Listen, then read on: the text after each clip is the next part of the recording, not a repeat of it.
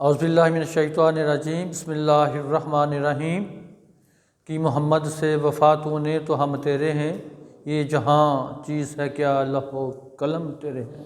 My friend, आज हम secondary class में सोरानियम मेडिसिन की गाइडिंग सिम्टम पढ़ रहे हैं। सोरानियम हमारा एक नोसोड है, एक बहुत बड़ा और ये एंटीसोरिक टॉप रैंक की एंटीसोरिक रेमेडी है। इसको क्वीन ऑफ एंटीसोरिक रेमडीज़ भी कहा जाता है।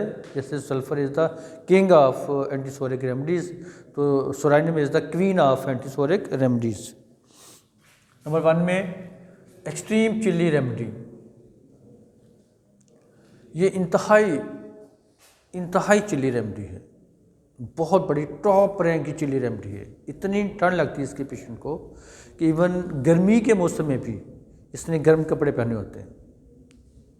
गर्मी के मौसम में भी इसने गर्म कपड़े पहने होते हैं, अपने आप को बड़ा डाम के रखता है। टिपिकली इसके सर पे बहुत ठंड लगती है, बड़ी हैवी कैप इसने गर्मी में भी पहनी होगी।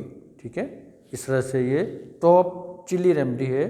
इस पेशेंट को बहुत ज़्यादा ठंड लगती है, सर्दी लगती है। नंबर 2 है wants the head kept warm, और अपने सर को ये गर्म रखना चाहता है।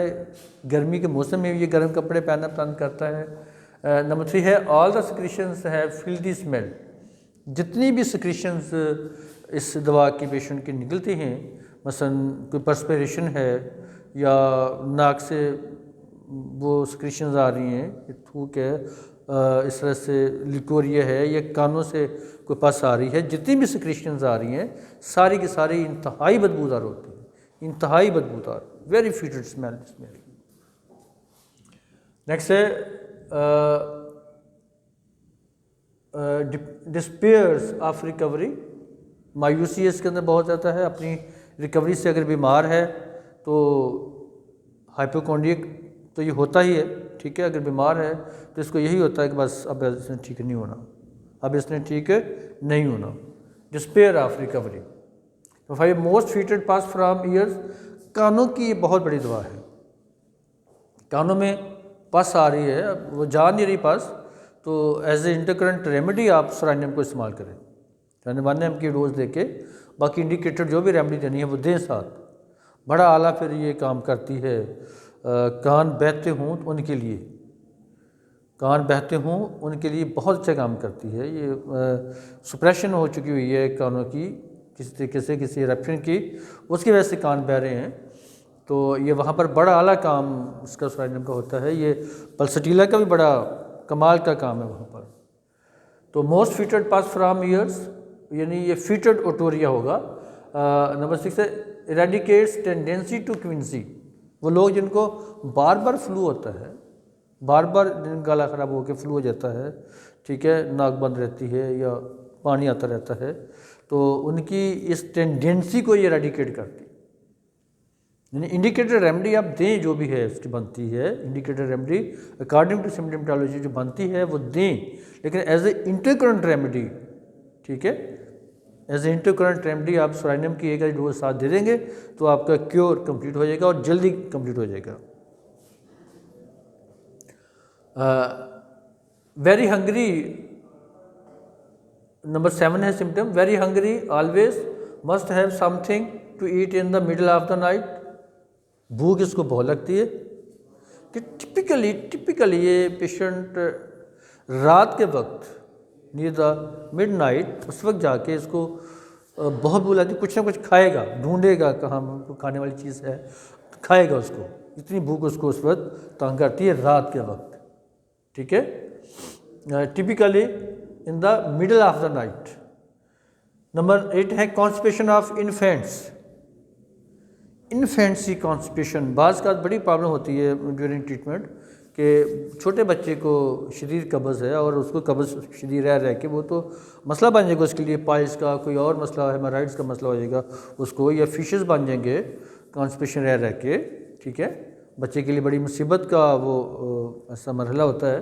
तो अगर तो वो मुसलसल कॉन्स्टिपेशन उसकी जा ही नहीं रही, किसी भी चीज़ से नहीं जा रही, ठीक है, तो फिर आप सोरानियम को एज ए इंटरकरेंट रेमेडी दें। सोरानियम की एक डोज देने से बच्चे की जो कॉन्स्टिपेशन है वो इन्फेंट की जो दूध पी रहा होता है, शीरखार बच्चा, वो उसकी कब्ज़ ठीक हो जाएगी। नंबर 9 है leucorrhoea fetid lumpy with much backache and debility. Leucorrhoea का जो मवाद है वो इंतहाई बदबूदार होगा, फीटेड स्मेल के साथ होगा, और लम्पी जैसे मसलन कोई ढेले से होते हैं इस तरह से लिकोरिया आएगा। और उसमें क्या है कि साथ शदीद बैक, कमर में दर्द होगा, और दर्द के साथ बहुत ज़्यादा वीकनेस भी होगी, बहुत ज़्यादा बच्ची को वीकनेस होगी। नंबर 10 है eruption around finger nails. Finger nails के इर्द गिर्द इरप्शंस, जिसको पेरिनिकिया कहा जाता है ना, ये फिंगर्स हैं, तो फिंगर्स के इर्द गिर्द यहाँ पर इर्द गिर्द इनके इरप्शन बन जाती हैं, गुदाने बन जाते हैं, ठीक है, वो जान ही नहीं छोड़ते। उसके लिए हमारी बड़ी अच्छी दवा, हमारी डायस्कोरिया विलोसा बहुत अच्छी दवा है, हेपस सिलिशिया बहुत अच्छी दवा है। तो ये सुराइनम, क्योंकि ये एक बहुत बड़ा नसोड़ है, तो अगर बार बार ये टेंडेंसी है इसके होने की, तो आप सुराइनम की भी एक आधी डोज साथ दें, और इंडिकेटेड जो भी दवा है वो साथ दें। नेक्स्ट सिम्टम है इन्फीरियरिटी कॉम्प्लेक्स। इन्फीरियरिटी कॉम्प्लेक्स, इसके अंदर इन्फीरियरिटी कॉम्प्लेक्स, अगर हम सल्फ़र के साथ कंपेयर करेंगे तो सल्फ़र में सुपीरियरिटी कॉम्प्लेक्स, वो गंदे मंदे कपड़े पहन के भी कहता है जनाब मेरे जैसा ड्रेस नहीं किसने पहना होगा, ऐसे गंदा नहाया भी नहीं होगा, हफ्ता 10 दिन से नहाया भी नहीं होगा, गंदा मंदा भी होगा, लेकिन वो बातें जनाब ऐसे कर रहा होगा जैसे वो बड़े साफ़ सुथरा, बड़ा एक्टिव इंसान है।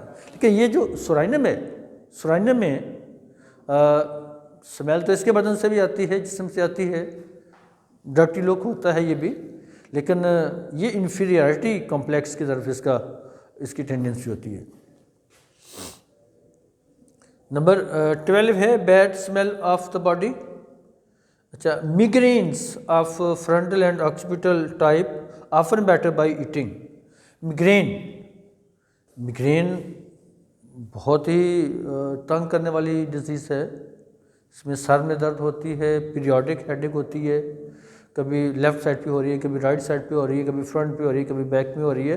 तो टिपिकली ऐसी मिग्रेन जो फ्रंटल एंड ऑक्सीपिटल होती है, जो फ्रंट में माथे पे ज़्यादा दर्द होगी और कमर बैक में, सर के बैक में आपको ज़्यादा दर्द हो, ठीक है, और साथ ये हो कि पेशेंट को उसकी जो दर्द है उसमें खाना खाने से उसकी दर्द में रिलीफ मिलता हो, खाना खाने से दर्द ठीक हो जाती हो, भूख उसको बहुत ज़्यादा लगती हो, रातों को उठ कर भूख भी खाए, खाना भी खाए, ठीक है, और फिर वो खाना खाने से बेटर हो जाए, खाना खाने से जो दर्द जो है वो हो रही है मिग्रेन पेन, उसमें कमी आ जाए। मोस्टली मिग्रेन पेन में खाना खाने से दर्द और बढ़ती है, क्योंकि इसमें दिल मतली हो रहा होता है, वॉमिटिंग भी हो रही होती है, इस तरह की कंडीशन आती हैं। तो कोई चीज़ खाएं पिएंगे तो और मसला बनेगा, लेकिन अगर खाने पीने से मिग्रेन पेन में रिलीफ मिले, कमी आए, दर्द बेटर हो, ठीक है, तो फिर दवा आपकी कौन सी बनती है? सुराइनम। नेक्स्ट सिम्टम है होपलेस। नाउमीद।